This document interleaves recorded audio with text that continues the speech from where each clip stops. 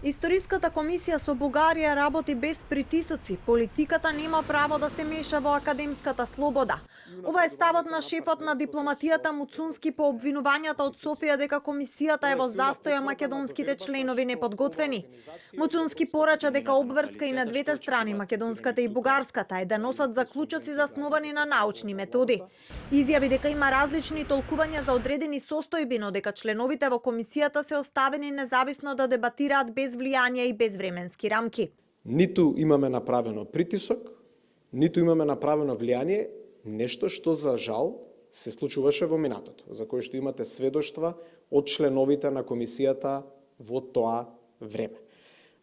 Јас, доколку навлезам во коментирање на тоа што го кажал господинот Димитров, а верувате ми, имам личен став како човек, по однос на многу работи што тој ги кажа во последниот период, тогаш веројатно ќе ја постигнам целта што и тој ја посакува, да го политизираме тој процес. А пред 2 дена првиот човек на бугарскиот тим Ангел Димитров изјави дека главната причина за, како што кажа, стагнација во работата на комисијата е политизација на македонските членови.